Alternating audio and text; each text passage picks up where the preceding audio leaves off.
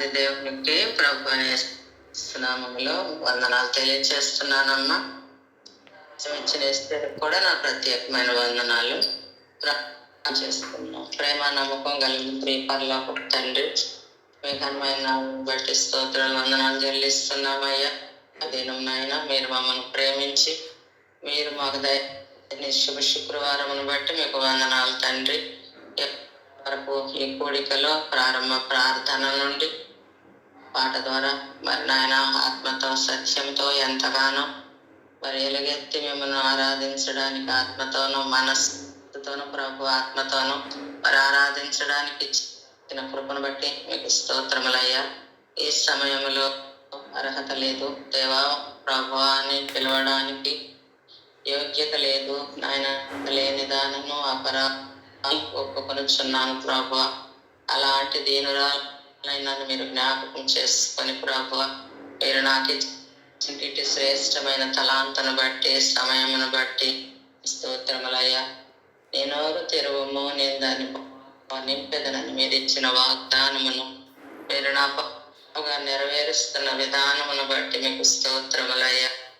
దేవా, సహాయం చేయండి, నన్ను మరుగు చేయండి, నన్ను నేను తగ్గించుకొని మీ నామమును హెచ్చిస్తూ మీరు ఏమి సిద్ధపరిచి ఉంచారు మీ దేవా తెలియచేయమని మాట్లాడమని నజరేయుని శక్తి గల నామమున ప్రార్థించి అడిగి వేడుకొని తండ్రి, ఆమేన్.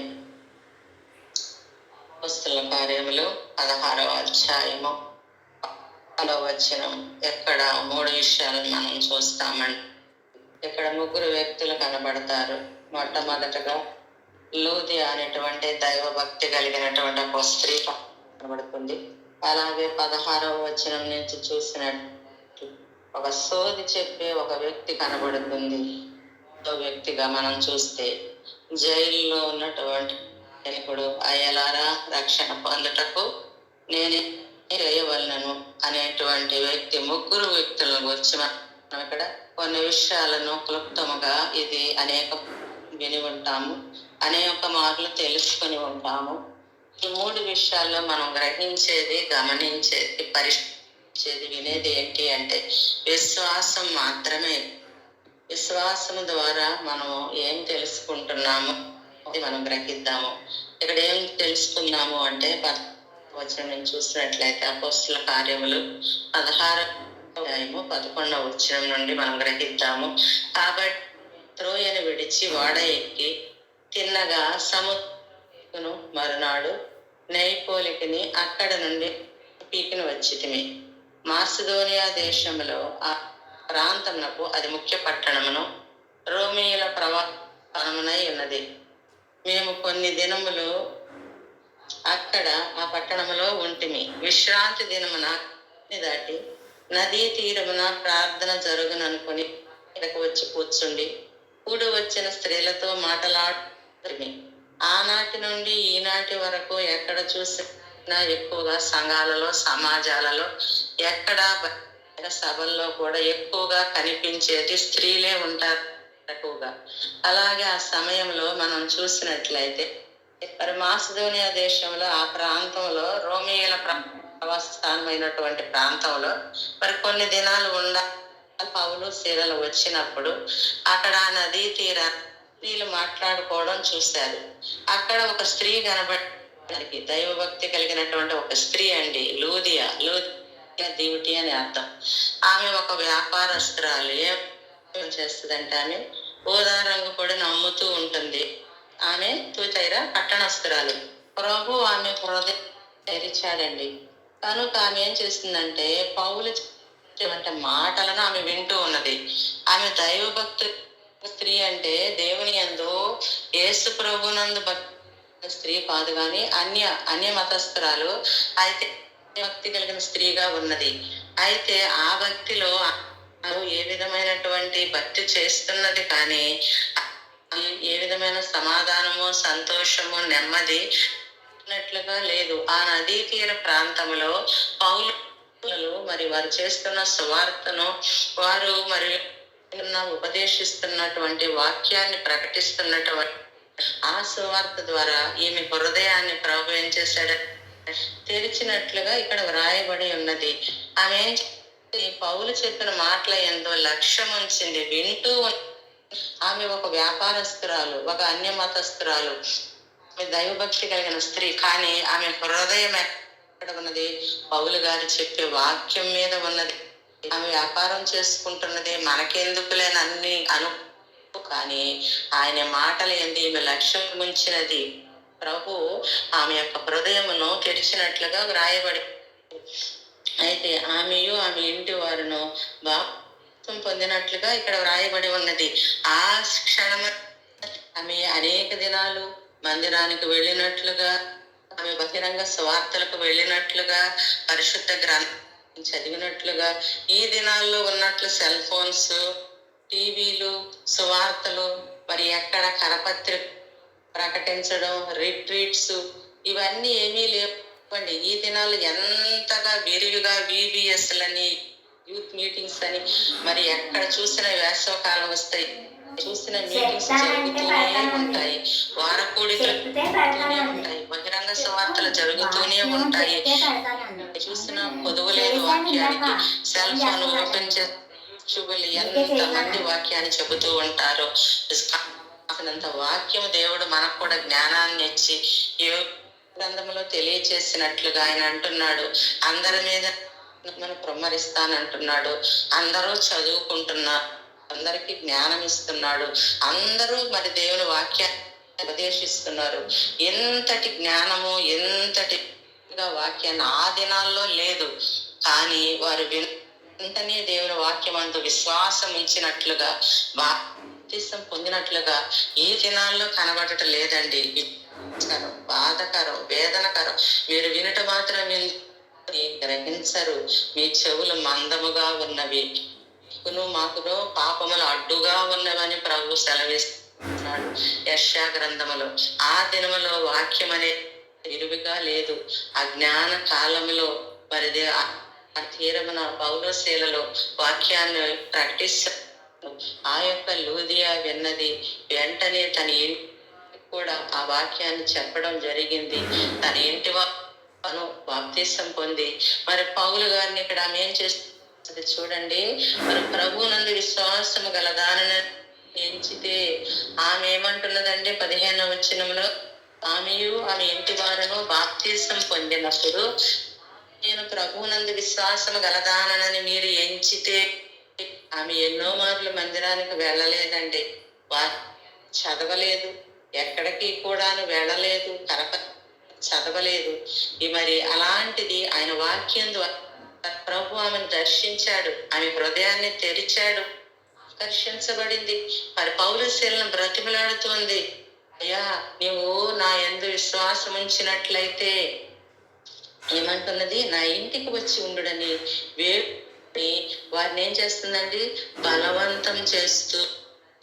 కేవలము విశ్వాసము వినుట ద్వారా కలుగుతుందండి. విశ్వాసం, ఆ విశ్వాసము దేవుని యొక్క మాటల ద్వారా ఆమె ఏం చేస్తుందండి, విశ్వాసం ఉంచింది. లోకపు మాటల ద్వారా కాదు, దేవుని మాటల ద్వారా ఆమె యొక్క హృదయాన్ని తెరిచాడు. మా ఇంటి నా యొక్క విశ్వాసం యందు మీకు నమ్మకము ఉన్న మా ఇంటికి రండి అని చెప్పి ఆమె బలవంతం చేస్తుండగా ఇక్కడ మనం చూస్తూ ఉన్నాము. 16వ వచనములో, మేము ప్రార్థనా స్థలమునకు వెళ్ళొచ్చుండగా దయ్యం పట్టినదై సోదె చెప్పుడు తన యజమానులకు దయ్యం పట్టినటువంటి ఒక వ్యక్తి ఉన్నదండి. తను ఏం చేస్తుంది అంటే, తన యజమానులకు బహు లాభం సంపాదించుతున్న ఒక చిన్నది సోది చెప్తా ఉంటది. చాలా మంది పల్లెటూళ్ళల్లో సోది చెప్పేవాళ్ళు, చిలక జోస్యం చెప్పేవాళ్ళు ఇప్పటికి కూడా ఉన్నారండి. సిటీల్లో ఆ చెట్టు కింద కూర్చొని దానిలో పంజరంలో నుంచి పౌరాన్ని పిలిచి మరి చెబుతూ ఉంటారు చిలక జోస్యాలు. మీరు అమెరికాలు పోతారు, మీకు మంచి ఉద్యోగాలు వస్తాయి, మీకు మంచి సంబంధాలు వస్తాయి, మీకు మంచి అల్లుడు వస్తాయి, అలాంటి చిలక జోస్యాలు చెప్పి మోసం చేస్తూ ఉంటారు. చాలా మరి సోది కూడా చెప్పుతూ ఉంటారు. అలా ఇక్కడ బియ్యం పట్టిన ఒక వ్యక్తికి అక్కడ ఒక చిన్నది ఏం చేస్తూ ఉన్నదంటే, వాళ్ళ యజమానికి ఒక లాభం సంపాదించుతున్న ఒక చిన్న ఏం చేసింది, పౌలుసేలకు ఎదురుగా వచ్చింది. అనే పౌలును మమ్మల్ని వెంబడించి ఈ మనుష్యులు సర్వోన్నతుడైన దేవుని దాసులు ఆ చిన్నది వీళ్ళని గ్రహించే అంటున్నది చూసారండి. వీళ్ళు ఎవరు అనుకుంటున్నారు? సర్వోన్నతుడైనటువంటి దేవుని దాసులను ఒప్పుకుంటున్నది. విఘ్నేశ్వరుడు కూడా ఏమన్నాడంటే వారిని అగ్నిగుండంలో ఇప్పుడు మరి షడ్రక్ మేషక్ అబేద్నెగోలను ఏమంటున్నాడు? ఉన్నతుడైన దేవుని సేవకులారా, మీ దేవుడు మిమ్మల్ని సమర్థుడు, ఒప్పుకుంటున్నాడు. మీ దేవుడు మహోన్నతుడు. ఇక్కడ ఈ సోది చెప్పే వ్యక్తి ఏమంటున్నది? మీరు సర్వోన్నతుడైన దేవుని దాసులు, మీరు ఇక్కడికి వచ్చారు, మీరు రావడం వల్ల మా యొక్క లాభం పోతుంది, మా యొక్క భుక్తి పోతుందని చెప్పి ఏమంటున్నదండి? మీకు రక్షణ మార్గం ప్రచురించు వారై ఉన్నారని వేసాను. కేకలు వేసి ఏం చేసింది? ఆమె ఇలాగ అనేకములు చేయుచుండెను గనుక పౌలుకు చాలా బాధ కలిగింది, ఎంతో నష్టాన్ని కలిగిస్తుంది. ఆ దయ్యాన్ని పోకుండా ఎంతో ఇబ్బంది పెడుతూ వీరి నుండి డబ్బులు వస్తుంది, ఆ దయ్యం వీరిని విలవిల్లాడిస్తుందని చెప్పి గారు చాలా వ్యాకుల పడి ఏం చేశాడంటే, దానివల్ల నీవు ఈమెను వదిలిపోమ్మని యేసుక్రీస్తున్నా ఆజ్ఞాపించుచున్నానని ఆ దయ్యముతో చెప్పాను. వెంటనే అది ఆమెను వదిలిపోయాను. ఎప్పుడైతే వదిలిపోయిందో వీళ్ళలో కలవరం మొదలయ్యింది. వారికి అక్కడ లాభం లేదు, అది లాభం సంపాదిస్తుంది, డబ్బులు తెచ్చి పెడుతున్నారు. ఎప్పుడైతే ఆ దయ్యం వదిలిపోయిందో ఇక ఆ వాళ్ళు ఎవరు లేరు. కాబట్టి ఈ పౌలు శీలను అక్కడ ఏం చేశారండి? ఆమె యజమానులు తమ లాభసా పోయినని చూచి పౌలను శీలను పట్టుకుని చావుడిలోనికి న్యాయాధిపతులు తీసుకుని వచ్చి, ఈ మనుషులు యూదులై ఉండి మనము అంగీకరించుటకైనను చేయుటకైనా కూడని ఆచారంలో ప్రచురించచ్చు మన పట్టణము గలిగిస్తున్నారని చెప్పిరి. అప్పుడు జన సమూహము వారి మీదకి దొమ్మిగా వచ్చెను. న్యాయాధిపతులను వారి వస్త్రములు లాగివేసి బెత్తములతో కొట్టవలనని ఆజ్ఞాపించిరి. కొట్టేశారండి. వారు చాలా దెబ్బలు కొట్టి వారిని ఏం చేశారండి? తీసుకుని వెళ్ళి చెరసాలలో వేసి భద్రముగా కనివలనని చెరసాల నాయకునికి ఏం చేశారు? ఆజ్ఞాపించి వారు చేసిన తప్పేంటి? ప్రభు అయిన యేసు క్రీస్తు నామమును దయ్యమును వెళ్ళగొట్టారు. ఆ దయ్యం వెళ్ళగొట్టడం వల్ల ఏమైంది? వీరికి అక్కడ లాభం లేకుండా ఆ దయ్యం వెళ్ళిపోయింది. దాన్ని బట్టి వీళ్ళు ఏం చేశారు? భయంకరంగా కొట్టేసి తీసుకుని వచ్చి జైల్లో వేసేసి మరి జైలు నాయకునికి ఏం చెప్పారు? భద్రంగా పెట్టవాలని ఆజ్ఞాపించారు. అతడు అతి ఆజ్ఞ లోపల చెరసాల్లోనికి త్రోసి వారి కాళ్ళకు బొండ చేశాడండి. అయితే వీళ్ళు ఏం చేస్తున్నారు? మధ్య వేళ పౌలును శీలయు దేవునికి ప్రార్థించు. ఎంత శ్రమలో వారు వణుక్కోవడం లేదు.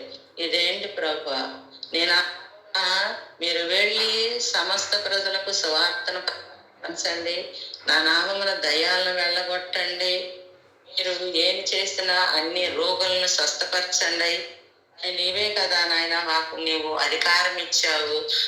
ఈ దినాన్ని ఇలా చేస్తే మమ్మల్ని తెచ్చి కొట్టి జైల్లో వేశారు అని వారు సనగలేదండి, వారు గొనగలేదండి, నిందలు వేయలేదండి.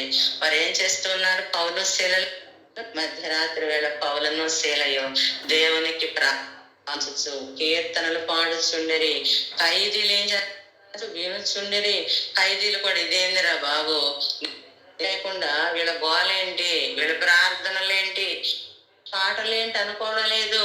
ఖైదీలు కూడా పోయి ఆ ప్రార్థనలో ఆ పాటలలో ఎంతో ఆనందం, ఎంతో సంతోషం, ఎంతో సమానం, ఎంతో శాంతి వారు పొందుకుంటూ ఖైదీలు ఎంతో మగ్గిపోతూ ఉన్నారు ఆ జైల్లో.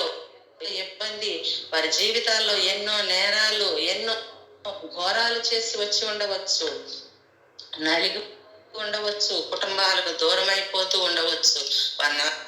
వారు లేరు, వారికి సమాధానాన్ని ఇచ్చు వారు లేరు, వారిని వారు లేరు. కానీ వీరి పాటల ద్వారా, వీరి ప్రార్థన ద్వారా వారికి నెమ్మది కలిగింది, వారికి సంతోషం సమాధానం వచ్చింది కాబట్టి వారెవరు మరి విసుక్కోలేదు, సణుక్కోలేదు, కానీ వింటారండి. వింటూ అప్పుడు అకస్మాత్తుగా మహాభూకంపం కలిగెను. భూకంపము కలిగేంత భక్తి ప్రార్థన చేస్తున్నారు. దేవుని యొక్క ఆయన యొక్క నామములో ఎంత శక్తి ఉన్నది అంటే భూకంపం వచ్చే అంత శక్తి ఆయన నామములో ఎంత శక్తి ఉన్నది అంటే మరి ఎలాంటి ఖైదీ అయినా వినే అంతటి శక్తి కలిగిన వాడు మన దేవుడు. మహాభూకంపము కలిగెను, చెరసాల పునాదులు అదిరిపోయినాయి అంటండి.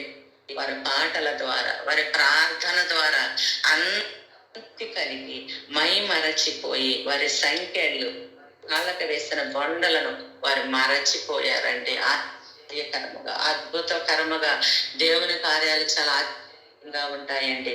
ఎక్కడ ఆ దయాన్ని వెళ్ళకూడదు. దేవుని యొక్క కార్యం ఏంటి అంటే ఈ జైల్లో ఉన్న అందరూ రక్షించబడాలి కాబట్టి ఇక్కడ దయాన్ని ఈ దయాన్ని వెళ్ళకూడితే అక్కడ ఉన్న వాళ్ళు ఈ పౌలు పెట్టాలి, కొట్టి విడిచిపెట్టకూడదు, తీసుకుని వెళ్ళి బందీలుగా జైల్లో వేస్తే ఆ ఖైదీ వినాలి, వారందరూ మార్పు చెందాలి, వారు రక్షణ పునాదులు కదలాలి, భూకంపం రావాలి, నాయకుడు కూడా మార్పు చెందాలి. ఆయన కార్యాలు ఉంటాయి, ఆశ్చర్యకరంగా ఉంటాయి, ఆలోచనగా ఉంటాయి. ఆయన అంటాడు కదా, మీ తలంపులు నా తలంపులు వంటి భూమికి ఆకాశం ఎంత ఎత్తుగా ఉన్నదో మీ తలంపులు అంత ఎత్తుగా ఉన్నవి, పడమరకు తూర్పు ఎంత ఎడ ఉన్నదో నా ఆలోచనలు అంత ఎడమగా ఉంటాయని ప్రభు సెలవుగా మరి వారి యొక్క పాటల ద్వారా, వారి యొక్క ద్వారా భూకంపము కలిగిందండి. చెరసాల పునాదులు అదిరిపోయాయి. ప్రార్థనలో అంత శక్తి ఉన్నది, వారి పాటలలో అంత శక్తి ఉన్నది, వారు అంత భక్తి కలిగి ఆరాధన చేస్తూ ఉన్నారు. ఆయన ఆరాధనలకు యోగ్యుడు, ఆయన స్తుతికి పాత్రుడు కాబట్టి ఆ యొక్క చాలా పునాదులు అదిరిపోయాయి. వెంటనే తలుపులు అయిపోయాయండి, తెరుచుకున్నాయండి. ఎంత ఆశ్చర్యకరుడండి మన దేవుడు, యంత్రముగా అండి. పౌలు శీలలు బంది చెరసాలలో వేసిన పాటలతో ప్రార్థింపగా చెరసాల వ్రతాలయే యెహోవా నీ నామము ఎంతో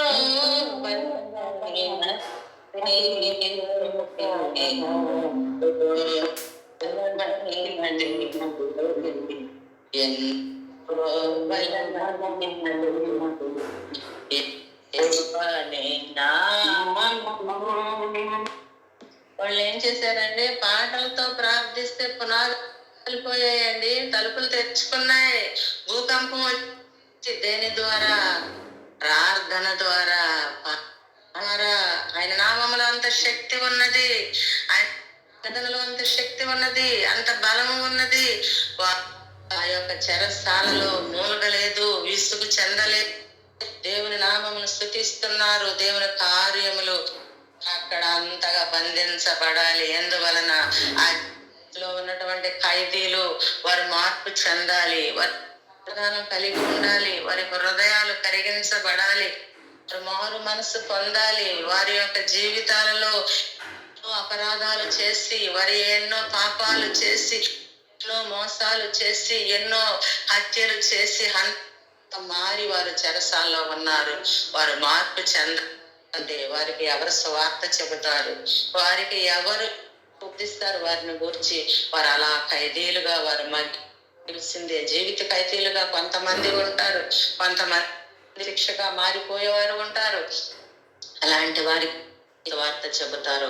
కాబట్టి ప్రభు ఏం చేశాడంటే, ఎక్కడ ఈ దయాన్ని బట్టి వెళ్ళగొట్టి ఈ బందీలుగా ఆ జైల్లోనికి పంపించి ఏమైందంటే, తలుపులన్నీ తెరచి ఉండుట చూచి ఖైదీలు పారిపోయారు అనుకున్నాడు. అంతలో చెరసాల నాయకుడు 27 వచ్చిన వాడు మేలుకున్నాడండి. మేలుకొని చాలా తలుపులన్నీ తెరిచి ఉండడు చూచి ఖైదీలు పారిపోయిన దూసి తన్ను తాను చంపుకొనబోయెను, భయపడిపోయాడు. ఇక రోమీలు ఆ దినాల్లో ఎంత భయంకర ఉందో, వాళ్ళ యొక్క పరిపాలన చాలా దారుణంగా ఉంది. ఎందుకు అనవసరంగా అతని ఉద్యోగం పోతుంది, అతను చేస్తారు. ఆ గవర్నమెంట్ చాలా దారుణంగా ఉంటుంది. కాబట్టి ఆ పరిస్థితి కంటే తను తాను చంపేసుకుంటే మేలని చెప్తున్నాడు. ఈ జైలు నాయకుడు ఏం చేశాడంటే చూసి తను తాను చంపుకొని పోయిన. అప్పుడు పౌలు, హానియు చేసుకోవద్దు అయ్యా, మేమందరం ఉన్నామని బిగ్గరగా చెప్పాను. ఎవరు ఎక్కడికి, ఏ ఒక్క ఖైదీ పోలేదు, అందరు ఇక్కడే ఉన్నారు, చూసుకో అన్నప్పుడు అతడు భయముతో, నమ్మకం లేదు, విశ్వాసం లేదు. అతడు ఏం చేస్తున్నాడు, దీపం తెమ్మని చెప్పి లోపలికి వచ్చి వణుకుచ్చు భయం పౌలుకును శీలకును సాగిల పడి. ఇప్పుడేమో వీళ్ళిద్దరిని ఆ జైల్లో వేసేటప్పుడు ఎంత భయంగా తిట్టుంటాడు, చూస్తుంటాం కదా. పోలీసు వాళ్ళు ఏం చేస్తారంటే వాళ్ళని జైలు వేసేటప్పుడు భయంకరంగా తిడతారు, బూతులు తిడతారు, బూట్ కాలుతో తన్నుతారు. వాళ్ళని ఎలాంటి తిట్లు తిడతారో తెలుసు కదా. ఆ విధంగా తిట్టుంటాడు జైలు నాయకుడు. పాపం పౌలు వీళ్ళిద్దరు గొప్ప సువార్థికులని, ప్రభు సిలువని సమస్తాను ఉపేక్షించి ఆయన వెంబడించి, ఈ నాయకుడికి తెలియక పాపం ఎన్ని తిట్టు వాళ్ళిద్దరిని, ఎరా మీకు బుద్ధి ఉందా లేదా, మీకు ఏం పని, వచ్చి ఉపాధిని పోగొట్టారు, మీరు వచ్చిన వాళ్ళు వచ్చిన దాన్ని పోగవచ్చు కదా, మీకేం పని దయ్యాన్ని వెళ్ళగొట్టడానికి అని ఎన్ని తిట్టుంటాడో. అలాంటి నాయకుడు ఏమంటున్నాడండి ఇక్కడ చూడండి, శీలకును సాగిల పడ్డాడంటే. ఎక్కడైతే మనము నిందించబడతామో అక్కడ ఇంతలా దీవెనిస్తాడు, అంతటి ఘనతనిస్తాడు. కాబట్టి అతడు నన్ను ప్రేమించుచున్నాడు కాబట్టి నేను అతన్నే మరి నేను ఘనపరచదను అంటున్నాడు దేవుడు. ఇక్కడ చూసారా, శీలకును సాగిల పడ్డాడంటండి. ఎవరు, ఈ నాయకుడు సాగిల పడి వారిని వెలుపలికి తీసుకొని వచ్చి, అయ్యలారా రక్షణ పొందుటకు నేనేమి చేయవలెను, ఏమడుగుతున్నాడండి, రక్షణ నేనేమి చేయవలెను.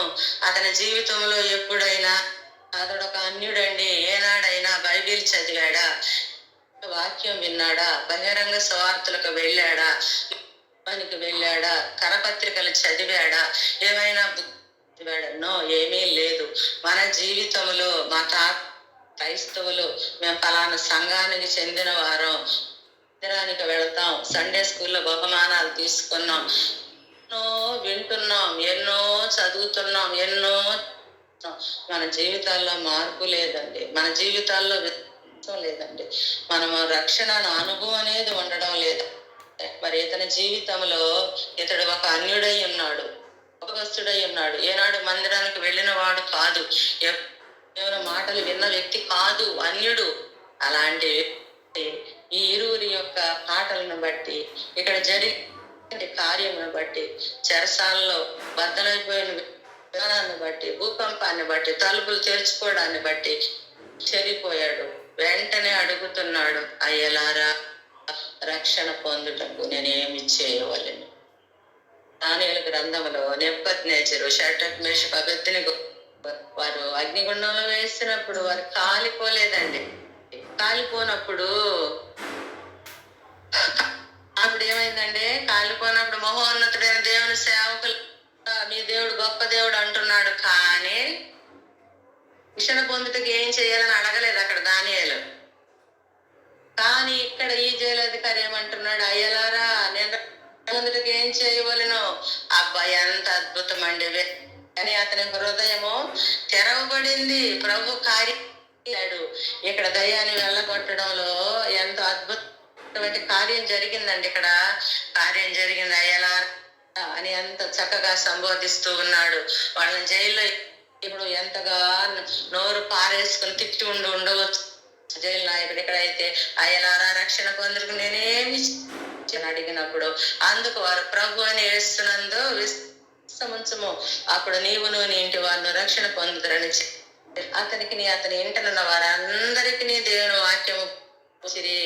ఆ క్షణమందే వాక్యాన్ని బోధించారు. ఆ క్షణమందే వారు విన్నారండి.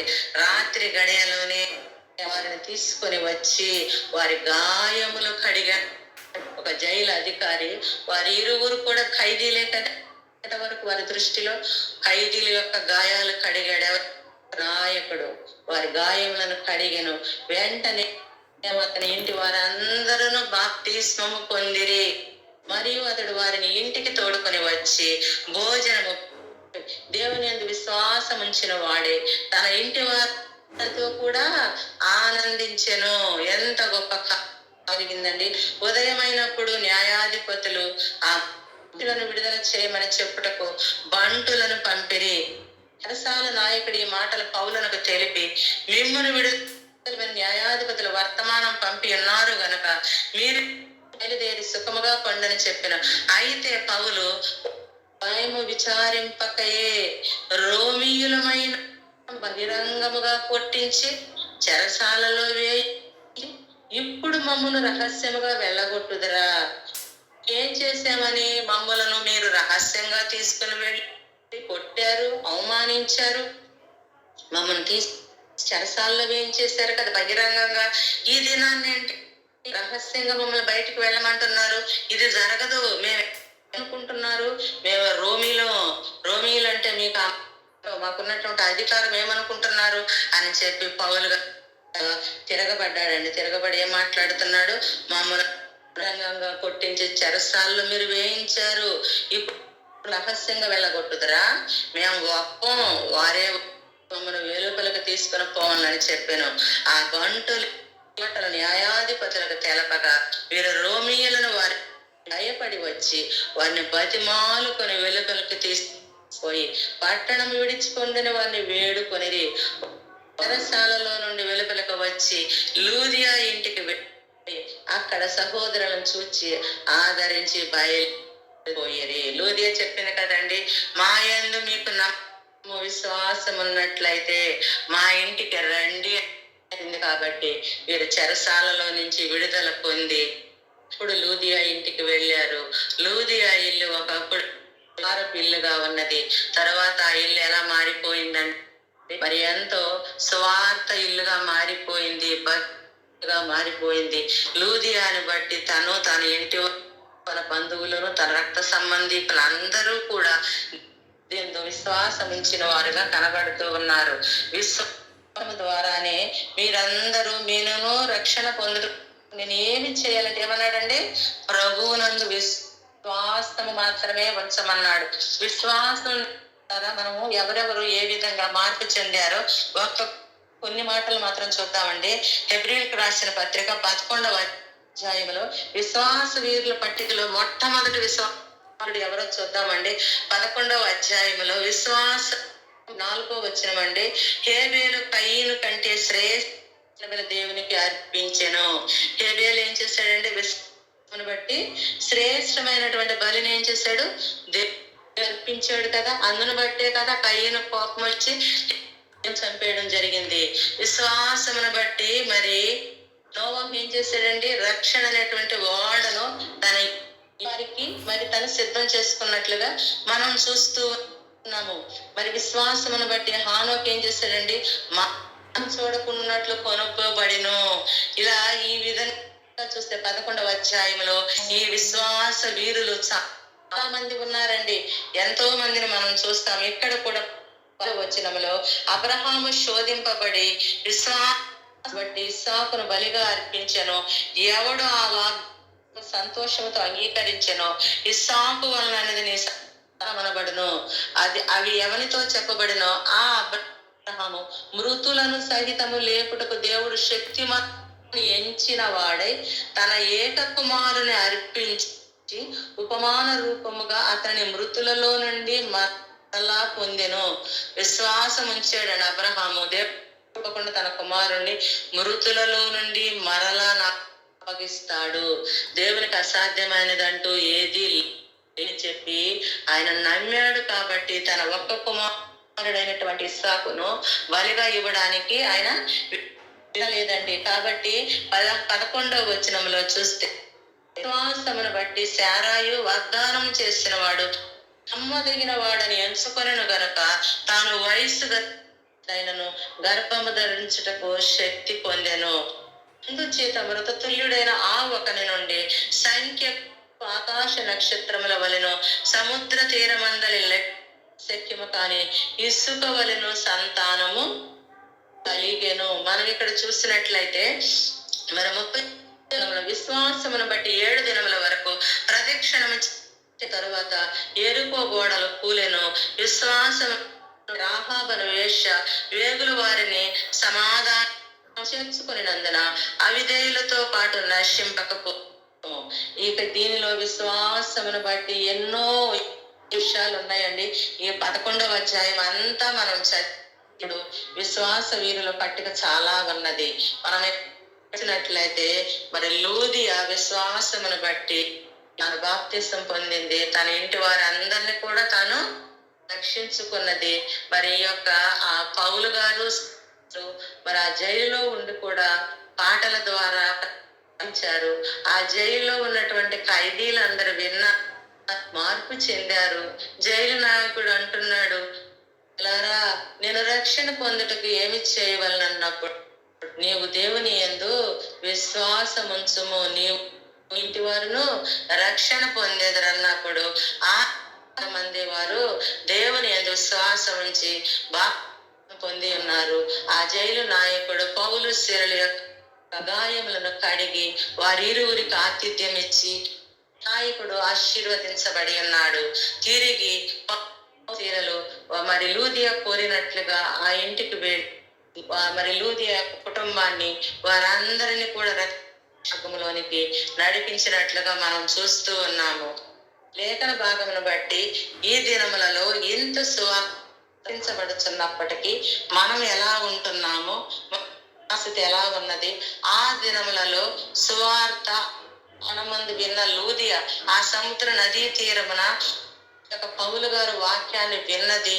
ఆమె లక్ష్యము ప్రభు హృదయాన్ని తెరిచాడు. ఆమె విన్నది నుంచి బాప్తిసం పొంది తన ఇంటి వారందరినీ రక్షిస్తున్నది. ఈ దినాల్లో ఎంత వాక్యం ప్రబలుతున్నది, వ్యాపించబడుతున్నది, ప్రకటించబడుతున్నది. రిట్రీట్స్ జరుగుతున్నవి. ఎక్కడ చూసిన ఎక్కడ చూసిన యవనస్తుల కూడికలు, యవనస్తుల్లో మార్పు లేదు. ఎక్కడ చూసిన యజమానుల్లో రక్షణ అనుభవం లేదు. భయంకరమైనటువంటి యుద్ధాలు, పరిస్థితి. మన ప్రధాన మోడీ గారు బంగారం కొనొద్దంటున్నాడు, ఇక్కడ కూడా వాహనాల్లో ప్రయాణాలు చేయొద్దు అంటున్నాడు, మరి జాగ్రత్తగా వాడుకోమంటున్నాడు, గ్యాస్ చేసుకోమంటున్నాడు. రాబో దినాలు ఎలా ఉంటాయో కాబట్టి అంత్య దినములలో అపాయకరమైన కాలాలు ఉన్నాము. లేఖనములు నెరవేర్పు జరుగుతూ ఉన్నదేమో.